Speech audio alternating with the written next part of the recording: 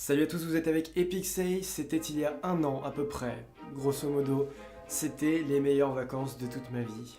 Elles étaient un petit peu courtes, mais j'en ai beaucoup profité et l'air de rien, j'ai passé vraiment beaucoup de bon temps. Walt Disney World, pour ceux que ça intéresse, pour ceux qui n'auraient pas encore vu, j'ai tourné plusieurs vidéos là-bas, 4, 5, je ne sais plus, enfin bref, voilà, je vais vous mettre ça quelque part, et c'était vraiment des superbes vacances, donc l'épisode 0 sera à disposition quelque part dans la vidéo. Et donc, pour ceux qui m'ont suivi, pour ceux qui sont là depuis les débuts ou un petit peu plus longtemps sur ma chaîne, vous aurez compris que voilà, j'avais envie d'y retourner et ça y est, c'est fait. Walt Disney World, le retour en septembre, le 2 septembre, on va parler de tout ça dans cette vidéo, je suis vraiment très content, ça se voit peut-être pas comme ça parce que j'ai déjà plus ou moins laissé exploser ma joie, mais j'ai déjà réservé et je crois que je suis encore plus ravi franchement que la première fois où j'ai décidé de partir, parce que cette fois-ci, on va voir les choses un petit peu plus en grand. Alors je sais que pour certains, là, ce qui va se proposer là est peut-être encore un petit peu réduit, mais clairement, on a quand même agrandi le temps du séjour, je vais rajouter pas mal de choses, l'air de rien. Et on part vraiment dans des conditions cette fois-ci beaucoup plus confortables. Donc je pars le 2 septembre au matin, donc je pars avec Lufthansa, la compagnie aérienne allemande que je n'ai pas encore testée, je sais pas ce que ça donne, j'étais parti avec American l'année dernière, il y avait eu un petit peu de retard à l'aller, chose pas trop dérangeante, mais il y avait en tout cas des super avions, puisqu'on pouvait regarder plein de films, il y avait des oreillers, tout ça c'était cool. Vraiment un très bon vol long courrier, donc là-dessus j'ai pas à redire, franchement j'aimerais que Lufthansa soit au moins aussi confortable, mais je pense que normalement ça devrait le faire. Donc j'ai une escale à Francfort, ensuite on trace tout droit vers Orlando et j'arrive normalement en début de soirée à Orlando, passage de douane, on prend le bus pour aller à Walt Disney World et alors là attention, de quel hôtel s'agit-il? J'ai pris le Disney's Caribbean Beach Resort, qui est donc un hôtel dans la catégorie moderate, c'est-à-dire que ça ne fait pas partie des hôtels les moins chers et les plus discount, entre guillemets, c'est plutôt la catégorie moyenne. Je ne sais pas quel prix exactement ça représente par nuit, enfin en tout cas, ce qu'il faut savoir, c'est que c'est un hôtel centré sur les Caraïbes, c'est magnifique, c'est vraiment beau, moi les Caraïbes, c'est certainement l'hôtel qui me fait le plus rêver en tout cas de ce que j'ai vu là-bas. Il y a même encore des hôtels beaucoup plus chers, bien sûr, dans la catégorie de luxe, mais tout ce qui est Caraïbes, vraiment, cocotiers, plage, l'influence un peu cubaine et jamaïcaine, ça pour moi c'est le rêve assuré. Donc Disney's Caribbean Beach Resort, et la particularité, c'est que j'ai pris une des meilleures chambres de l'hôtel. En effet, une chambre pirate, Pirate Room donc, c'est-à-dire que ça fait partie des chambres les plus thématisées de l'hôtel, elles ne sont disponibles que dans un seul quartier, je crois, il s'agirait de Trinidad South. Donc ça voudrait dire que ce serait ce quartier-là, normalement, hein, mais de ce que j'ai compris, il n'y a que dans ce quartier-là qu'il y a ces chambres. Et en plus avec une water view, c'est-à-dire normalement que la chambre devrait se situer près de la plage, près du lac donc, qui est dans ce complexe hôtelier. Et enfin c'est magnifique, quoi. Il y a un lac et tout autour les hôtels sont disposés, moi ça me fait rêver, on va aller découvrir ça, j'ai vraiment hâte, avec cette chambre, avec ses lits en pirate, la table qui ressemble à une espèce de carte au trésor avec boussole, enfin moi je pense que là-dedans ça va être cool. Et alors pour combien de temps? Il s'agira cette fois-ci non pas de 6 nuits avec 5 jours de parc, mais de 8 nuits avec 6 jours de parc plus une journée un peu off où on profitera de l'hôtel, de Disney Springs que je n'avais pas fait non plus la fois dernière, qui est donc un peu un Disney Village mais taille au moins x3 x4 au moins, de ce que j'ai compris. Et forcément, en restant plus longtemps dans cet hôtel et en profitant d'un hôtel un peu plus cher, il est normal aussi que cette fois-ci, en septembre, il fera chaud, il fera beau. Je vais largement plus profiter de tout ce qui est piscine, de tout ce qui est promenade autour du parc, peut-être même aller un peu courir. Moi, j'aime bien faire un peu de sport de temps en temps et dans un cadre comme ça, je pense que faire un petit footing autour de ce joli hôtel, ça pourrait être sympa. Enfin voilà, je vais largement plus profiter de l'hôtel et certainement plus vous le filmer, je pense. Et alors ensuite, comment on découpe ce séjour? Alors je suis pas encore sûr, il s'agit donc là d'un planning pour l'instant qui n'est pas forcément définitif, mais d'après ce que j'ai vu, vous savez que j'aime bien faire les EMH si vous m'avez suivi, que ce soit Disneyland Paris ou à Walt Disney World, j'ai toujours essayé de faire les EMH au mieux. Et donc, avec ces 6 jours de parc, ça se découperait comme ça. Donc le lendemain de mon arrivée, Disney's Animal Kingdom. Dans un petit instant, je vais d'ailleurs vous donner les attentes que j'ai propres à chaque parc. Le lendemain, ce serait Epcot. Le surlendemain, ce serait le Magic Kingdom. Ensuite, en plein milieu de séjour, je pose mon jour off, profite, détente, etc. Ensuite, le 5e jour, donc, retour au Magic Kingdom. Le 6e jour, retour au Disney's Animal Kingdom. Cette fois-ci, j'ai calé 2 jours au Disney's Animal Kingdom, je vais vous expliquer pourquoi.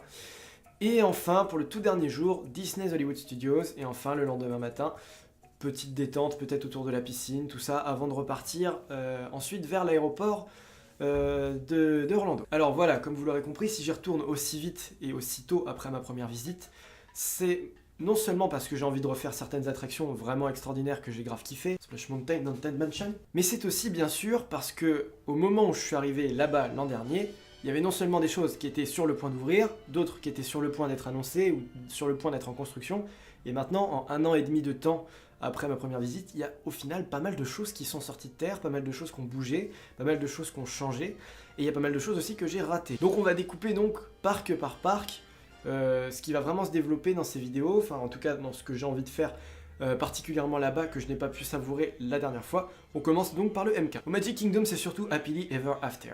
Quand j'ai fait les EMH de soir, donc en mars 2017, oui c'était ça, j'ai eu un gros trou de mémoire, et ben j'ai vu des tests de Happily Ever After qui devaient ouvrir 2 mois après, qui a ouvert 2 mois même après ma visite. Et il y avait des tests déjà sur le château de mapping, alors que le parc était ouvert uniquement en soirée à nous, les résidents des hôtels, et c'était magnifique franchement. Quand on parle du meilleur show Disney nocturne, ça me donne vraiment envie. Ça c'est clair que, à mon avis, les 2 soirs au MK, je vais regarder ce magnifique spectacle. Et je me suis pas du tout spoilé, hein, donc là je sais pas du tout à quoi m'attendre, vraiment. Franchement, je vais y aller en mode découverte. J'avais adoré Wishes, ça aussi c'est un des derniers trucs que j'ai pu faire, c'était les derniers jours, dernières semaines d'exploitation de Wishes. J'ai adoré. Là maintenant ils ont un vrai show mapping, ça peut être intéressant de voir un peu la différence. Alors le Magic Kingdom c'est mon parc préféré, c'est donc pour ça que j'y passe 2 jours. Et parmi les attractions que j'ai pu manquer là-bas, il y a eu entre autres Hall of Presidents, qui est une attraction qui m'intéresse beaucoup. Moi je suis vraiment dans ce délire un peu patriotique américain, avec un regard extérieur français bien sûr, hein. C'est parce que c'est, comme je vous l'ai dit lors du premier séjour, je recherche aussi un petit peu cette magie américaine. Forcément en partant aux États-Unis, et un land comme Liberty Square l'a vraiment super bien fait la première fois sur moi. Dommage par contre, Trump venait d'être élu, voilà, mais du coup son audio animatronique n'était pas encore inséré dans Hall of Presidents, et c'est vraiment un truc que je voulais faire, malheureusement c'était fermé, mais là cette fois-ci je vais mettre vraiment un point d'honneur sur cette attraction pour aller la voir, pour aller voir tous les présidents, Barack Obama, Lincoln, etc. Il y en a plein, Nixon, Hoover. Franchement, c'est une attraction que j'aurais adoré faire la première fois, et je crois que là ça va être une des grandes découvertes aussi. J'ai aussi raté People Mover, j'ai raté Orbitron, un petit peu volontairement parce qu'il y avait beaucoup d'attentes pour des attractions comme ça. Là cette fois-ci, étant donné qu'on y va en pleine rentrée scolaire, ça devrait être beaucoup plus calme au niveau de l'affluence. Vraiment on est sur du 3 à 4 sur 10 toute la semaine à peu près, alors que j'étais sur un 8 sur 10 d'affluence en mars 2017, donc on devrait pouvoir faire ces attractions sans trop de problèmes. Puis peut-être aussi remonter à bord du Mark Twain, ce qui n'est hélas plus possible à Paris.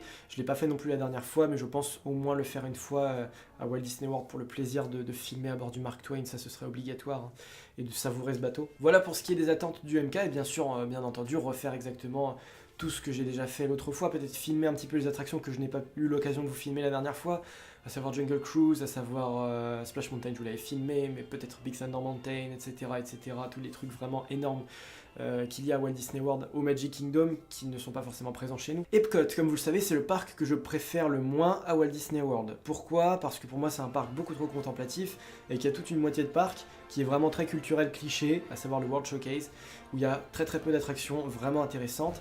Donc je pense qu'un 3/4 ou demi de journée va s'imposer à Epcot, avec une petite matinée en piscine pour profiter, voilà, balade de l'hôtel, etc. Pour vraiment plus profiter de l'hôtel. Je préfère, en plus il y aura des EMH de soir à Epcot, ce qui veut dire que vraiment ce sera des EMH longues avec peu de gens. Les EMH de soir, je me rappelle qu'il y avait encore moins de monde que le matin. Donc clairement je pense arriver à Epcot en début d'après-midi ou vers midi. Ce qui sera déjà une très longue journée en soi, une très longue après-midi jusqu'au soir, jusqu'à 11h du soir. Mais voilà, pas de journée complète à Epcot, ce serait vraiment très fatigant pour beaucoup marcher dans Epcot aussi, hein. Mais il y a encore beaucoup d'attractions aussi, enfin quelques attractions que j'adore faire à Epcot, à savoir Test Track, Frozen Ever After qui est vraiment une des meilleures attractions du resort, Journey into Imagination with Figment qui était vraiment très rigolo, très sympa, un dernier vestige de l'Imagination Institute. Je vais vraiment, je pense, enchaîner ce trio d'attractions, peut-être un peu avec du soaring par-ci par-là, que j'ai fait qu'une seule fois.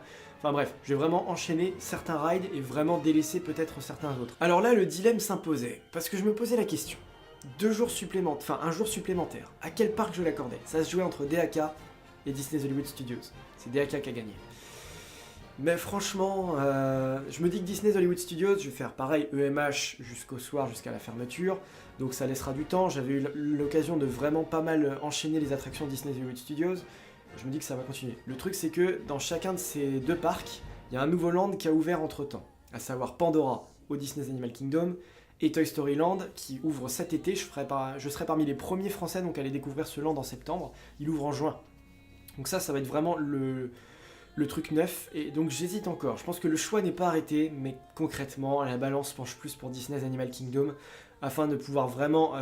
Flight of Passage m'intéresse beaucoup plus, par exemple, que le coaster Zigzag, qui m'intéresse beaucoup aussi, je veux pas dire, mais j'ai plus envie de voir ce qu'est Flight of Passage pour le modernisme de l'attraction. Donc c'est pour ça que Disney's Animal Kingdom, mes attentes sont là, sur Pandora. Je vais vous parler un peu après de Toy Story Land dans la rubrique Disney's Hollywood Studios. Mais faire aussi le boat ride de Na'vi River Journey, donc qui a l'air vraiment exceptionnel, avec un seul audio animatronique, mais qui est vraiment excellent, bluffant et plus vrai que nature, hein, vraiment d'un Na'vi, un chaman Na'vi parfait, juste parfait, avec ses décors de nuit, enfin de Pandora. Si vous avez vu Avatar, vous voyez à quoi ça ressemble. Bah là, Disney a su recréer ça, mais avec tellement de fidélité et tellement de waouh. Donc rien que ça, c'est des attractions que je risque de faire plusieurs fois à mon avis, hein, que ce soit Flight of Passage ou Na'vi River Journey. C'est pour ça aussi que j'intègre 2 jours, mais c'est pas tout, j'aimerais faire le safari aussi au moins 2 fois, parce que je l'ai fait qu'une fois la dernière fois. Il fera chaud, Kali River Rapid sera là pour nous mouiller, hein, parce que ça mouille bien, et je pense qu'on va le faire aussi, on va l'enchaîner.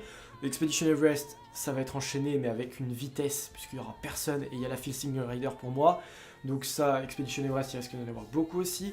Le spectacle du Roi Lion que j'ai zappé, que j'avais pas fait l'autre fois volontairement, parce que j'avais fait plutôt celui de Nemo, et le Roi Lion, bon j'avais eu un peu ma dose, mais cette fois-ci je pense que je vais peut-être essayer de m'attarder dessus, surtout avec 2 jours au Disney's Animal Kingdom, il est fort possible que j'aille le voir, ça m'intéresse quand même un petit peu, c'était pas la priorité l'autre fois, maintenant ça pourrait bien devenir un des petits trucs que je vais glisser dans cette visite de DAK. Et pour le reste, essayer de profiter aussi un petit peu plus du parc, de tous ses secrets, parce que j'ai l'impression de pas...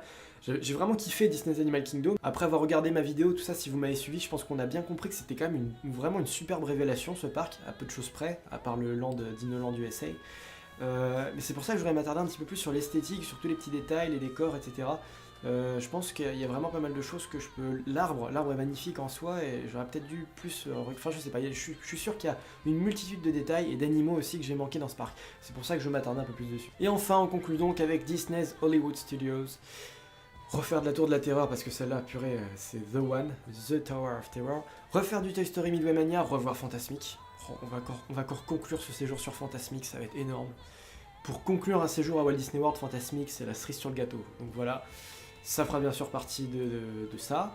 Ensuite, Toy Story Land, justement. Alors, les petites attractions sur les petits hommes verts m'intéressent pas trop. On la fera certainement, mais je pense pas que c'est le genre de truc que je vais enchaîner. Le coaster Zigzag, il est possible quand même que je l'enchaîne, hein, parce que c'est vraiment une nouveauté, c'est neuf et c'est un coaster. Ça manque pas mal d'ailleurs les coasters au Disney's Hollywood Studios, à part Rock'n'Roller Coaster, il n'y avait rien. Il n'y en avait pas. Il y a The Great Movie Ride qui a malheureusement fermé, donc ça pour l'instant c'est en pleine construction d'une nouvelle attraction à la place sur Mickey en cartoon. Donc ça va être en construction, on pourra rien voir du tout, je sais même pas quand est-ce que ça ouvre, mais peu importe. À mon avis le show Indiana Jones je vais pas le refaire, ça m'étonnerait, c'est pas sûr. Je vais vraiment enchaîner du Rock'n'Roller Coaster vu que ça viendra certainement de fermer à Paris ou ce sera sur le point de fermer. Ce sera l'occasion de vraiment le faire pour les toutes dernières fois aussi là-bas. Dans la version américaine qui va être conservée pour l'instant. Et donc ouais voilà, c'est pour ça que je me suis dit l'air de rien, avec tout ce qui ferme, avec tout ce que j'ai pas forcément envie de refaire. Star Tours à mon avis je vais pas le faire aussi souvent que la dernière fois parce que je l'ai découvert en Floride, Star Tours, à quelques jours de l'ouverture en France, et je l'avais enchaîné là-bas. Mais maintenant me dire que bon c'est exactement comme à Paris, à mon avis je vais peut-être le faire une fois ou deux à tout péter, et ça suffira. Donc je pense qu'une journée seule à Disney's Hollywood Studios à enchaîner Toy Story Midway Mania, enchaîner la Tour de la Terreur, Rock'n'Roller Coaster, le coaster Zigzag, entre autres, et quelques petits autres plus à voir, ça suffira largement. Je pense qu'on va vite tourner en rond au niveau des attractions, chose qui ne me dérange pas, parce que j'adore refaire certaines attractions quand elles sont vraiment excellentes à ce niveau-là. Mais je pense pas que 2 jours au Disney's Hollywood Studios soit vraiment nécessaire. Je vais quand même y réfléchir, je vais quand même tabler la question. Mais Disney's Animal Kingdom me semble plus approprié dans ce contexte. Et donc voilà, quand on sera arrivé là, ce sera fini. Mais on aura passé encore des super bonnes vacances à Walt Disney World, à n'en pas douter, ça va être vraiment merveilleux. Ça va être extraordinaire, il y a encore plein de choses. Peut-être que je vous ferai une autre vidéo dans laquelle je vous donnerai les Fast Pass Plus. Ça va être les attractions pour lesquelles je serai sûr de faire. Et enfin voilà, peut-être que je reviendrai vers vous là-dessus. Oui, je pense qu'à mon avis, il y aura bien une petite vidéo quelques semaines, quelques mois, peut-être quelques jours, j'en sais rien, avant le départ, pour vraiment tout revoir et tout préparer. Donc voilà, c'est dealé, c'est sûr, Walt Disney World le 2 septembre, me voilà, je reviens. Merci à vous d'avoir suivi cette vidéo, voilà, donc on se retrouvera là-bas pour les vidéos de bienvenue à bord. Il y en aura moins. Je pense que les vidéos, enfin j'avais vraiment fait un jour par parc, il risque d'y en avoir moins, mais peut-être plus concentré, peut-être moins de blabla et plus de downride, parce que je me rappelle avoir beaucoup parlé de mes impressions sur place, au détriment peut-être de certaines images et certaines on-ride. On va plus se concentrer, maintenant que vous savez ce que je pense des parcs, je vais vraiment plus me concentrer sur filmer vraiment ce que je préfère, ce qu'il y a de beau à voir, etc. Ce sera plus concentré, je pense. Moins de vidéos, mais plus concentré. Et bien sûr, des vidéos aussi sur l'hôtel et tout ce qu'il y a autour. Voilà. On se dit à la prochaine pour d'autres critiques, je sais pas lesquelles, pour d'autres vidéos Disney. Là, il y a du Ready Player One qui va arriver en perspective. Ça pourrait être la prochaine critique s'il n'y en a pas une autre avant. Voilà, voilà. Donc merci à vous de me suivre et on se dit à bientôt. Salut à tous!